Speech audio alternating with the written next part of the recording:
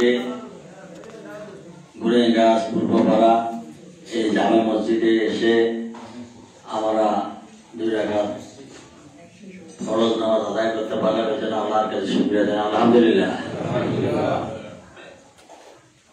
আমি আপনাদের এলাকার সন্তান,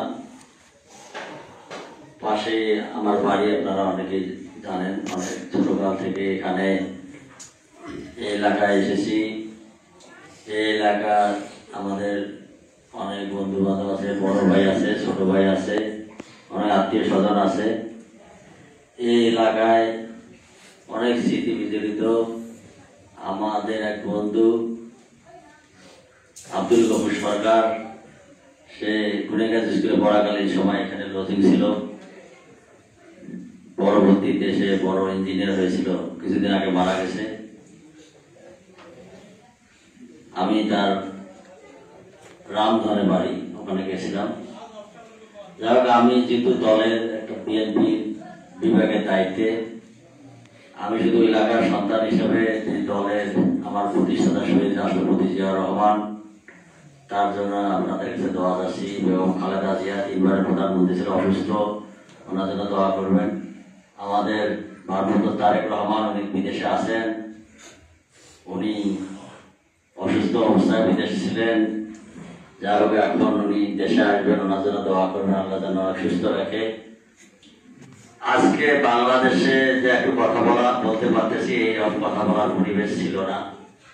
15টি বছর কথা বলা যেত না, মানুষ কথা বলতে পারত না। যাই হোক, আল্লাহ সর্বশক্তিমান, আল্লাহ তার মানুষকে রক্ষা করার জন্য গত 24শে জুলাই আগস্টে যারা ছাত্র জনতার সকলের ঐক্যের চেষ্টায় আমরা সফল হতে পেরেছি। যারা এই আন্দোলনে অনেক ছাত্র ভাইরা, মানুষ, সাধারণ মানুষ জীবন দিয়েছে। আল্লাহর কাছে দোয়া করি, আল্লাহ যেন তাদেরকে শহীদের মর্যাদা, তাদেরকে জান্নাত নসিব করেন। আবার অনেকে আহত এখনো আছেন, অনেকে আহত অবস্থায় আছেন। এই যে হাসিনা, এই যে আগে সরকার এত নির্যাতন করছিল, ফ্রাউনের মতো তারা 41 সাল পর্যন্ত থাকতে চেয়েছিল। দেখেন, ফ্রাউনকে আল্লাহ পানির নিচে ডুবে দিচ্ছেন, আর এনারা আল্লাহর নাম না নিয়ে বলছিল 41 সাল পর্যন্ত থাকবেন। আল্লাহ কিভাবে তাদেরকে দেখেন এই বাংলাদেশ থেকে বিতাড়িত করছেন। দেখেন, রান্না ভাত পর্যন্ত তারা খেতে পারেনি, তাই না? সেই অবস্থায় বিদেশে তারা পাড়ি দিচ্ছেন। তো এটাই আল্লাহ লীলা করা। যারা এই যে কষ্ট করছে, এখনো অনেক আহত আছে, অনেকে হাসপাতালে গেলে দেখা যায় কত নির্যাতন, কত আহত অবস্থা আছে। আমরা তাদেরকে আল্লাহর কাছে দোয়া করি, তারা যেন সুস্থ হয়। আমরা আমাদের দেশের জন্য দোয়া করি, দেশটা যেন শান্তি হয়, শান্তিতে থাকে। সামনে ফেব্রুয়ারি থেকে নির্বাচন হবে, মানুষ যেন শান্তি করে ভোট দিতে পারে, তাদের প্রতিনিধি নির্বাচন করতে পারে, যে তাদের এলাকার কাজ করবে। 95% লোক এই বাংলাদেশে মুসলমান। সেই মুসলমান দেশে যেন সুন্দরভাবে তারা তাদের কাজ করতে পারে, ধর্মসভাগুলো করে। দেখছেন, ইতিপূর্বে ধর্মসভা করতে পারেনি, বিভিন্ন বাধা নিষেধ ছিল। মসজিদের ইমাম সাহেব যে কথা বলবেন, কি কথা বলবেন, খুতবার আগে কি কথা বলবেন, কি ওয়াজ করবেন, সেগুলোও তারা লিখে দিত। এটা তো আমাদের যারা বড় মসজিদ জানে, এই কথা বলতে পারবেন, এর কথা বেশি বলতে পারবেন না, সরকারের বিরুদ্ধে কিছু বলতে পারবেন না, সরকার মানুষ মারতেছে কি করতে তার বিরুদ্ধে বলতে পারবেন না। কেন? অন্যায় যে করে, অন্যায়ের কথা তো মসজিদের ইমাম সাহেবরা বলতে পারে। ইমাম সাহেব হচ্ছে এই এলাকার মুরব্বী, গার্জিয়ান, উনি তো ভালো মন্দ সবকিছু বলতে, কিন্তু বলা যাবে না, খুতবায় বলা যাবে না, কোনো কথা বলা যাবে না, এরকম নিষেধাজ্ঞা ছিল। যাই হোক, এখন সেই ব্যবস্থা নয়।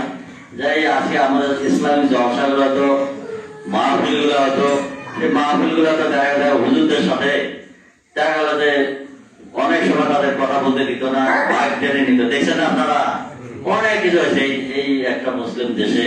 দেখ, আল্লাহ আমাদেরকে সেদিক থেকে আমরা মনে করি তাদের নির্বাচিত সরকার আসলে এই সমস্যাগুলো সব সমাধান হবে, আমাদের দেশ শান্তিতে থাকে। দোয়া করুন আল্লাহর কাছে, আল্লাহ সর্বশক্তিমান করেছে। আমি যদি আপনাদের এলাকার সন্তান, এলাকায় আপনাদের পাশেই আছি, এলাকার সন্তান হিসেবে আমাদের দোয়া করবেন।